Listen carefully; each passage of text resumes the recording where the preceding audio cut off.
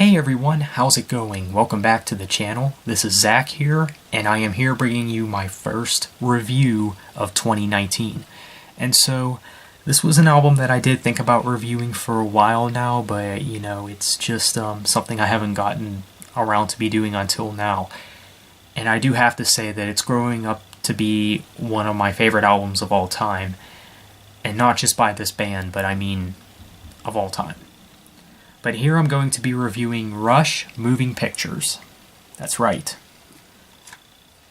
Of course, this is such an iconic album. It's a classic at that. And if you want to know a little bit about this copy, I believe this is an original copy. So, you take a look at that real quick. Yeah, it's an original copy, and yeah, like I said, this is growing up to be one of my favorite albums of all time, and for good reason. I think it's a fantastic record. Now, to keep in mind, I haven't really been a Rush fan for very long, and this was actually my first Rush album, technically. I technically started off with the Greatest Hits compilation, and of course that is usually a good way to start off with a band. That's usually pretty good if you're like new to a band, so you have an idea of all their hits and stuff. But this here was actually my first, album from them. And I gotta say, it's a really good album to start with. And if you are also someone who's looking to get into Rush, I think Moving Pictures would just be the perfect gateway. Because I do think it is their best album, and I think many could agree. Now, this album holds some really good songs on it.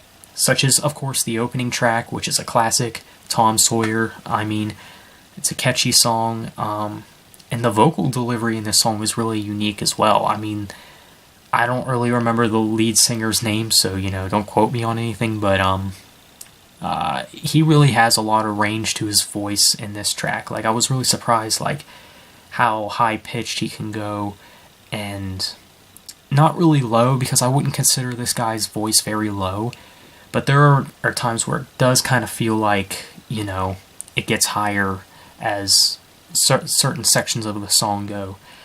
And I think it is a really good track, and it is, of course, an iconic song, and it's a Rush classic, so there's no need to hate on it, of course. And the next track, which is track 2, Red Barchetta, however you say it, this is definitely one of my favorite tracks from this record. I really dig the guitar work on this track as well. It's something that can really get stuck in your head, and I think the lyrics are pretty interesting as well. But the instrumentation in this track, the drum work, the guitar work, and everything works really well with this track, and I like it. And YYZ, which is an instrumental.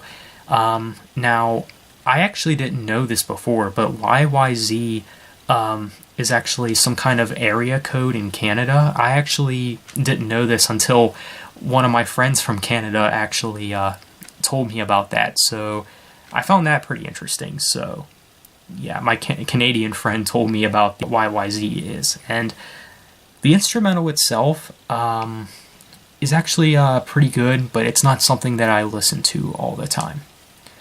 And Limelight, which is, what can I say, another one of my favorite songs. I mean, I really like the vocal delivery. It kind of gives off this kind of soothing vibe, but it's still a pretty rockin' song. Of course, I like the vocal delivery and the instrumentation, and it's a song that has plenty of replay value, of course. And then Camera Eye, this is the longest song on the album, and it's actually pretty good. It's not one of my favorites, but I don't know if I would consider it one of my least favorites either. I know that there's a lot of people that say this is the weakest track on the album, but I don't know about that. It's kind of more of like a calm song. It's another song that's kind of soothing. And I think it's actually a pretty good song. It's not perfect, but it is good. And Witch Hunt, which is maybe my least favorite track on the album, but that's not saying much because I still think it's fairly good. I don't think there's a bad song on here because I think, like I said, this is like a near perfect album. And yeah, that song's only alright. It's not a song that I listen to a whole lot. And then, of course, it closes off with Vital Signs, which is a pretty interesting way to close an album. It is a more traditional Rush song, which I do like. This is a pretty cool song though, and I like it. And while it's not a perfect closer, it's still good enough, I think. So yeah, that's my review of Moving Pictures by Rush. And I would have to give this album probably... heck, I'll give it a 10 out of 10. It's that good of an album. Like I said, if you're wanting to get into Rush, don't know which album to start with, Moving Pictures would definitely be the way to go. And I think if you're a music fan in general, you should have this album somewhere in your collection. And I understand that, maybe some people don't want to, become a fan of this band, maybe either because they're a death metal fan and this just isn't up their alley, or maybe they're a Katy Perry fan and this ain't up their alley. I think both groups should come together and agree that this is really great music.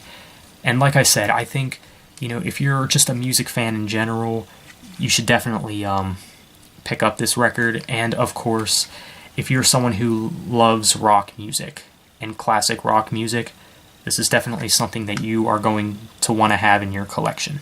And of course, if you're a Rush fan and you don't have this album, which would be pretty absurd, but you should definitely pick it up if you don't have it already.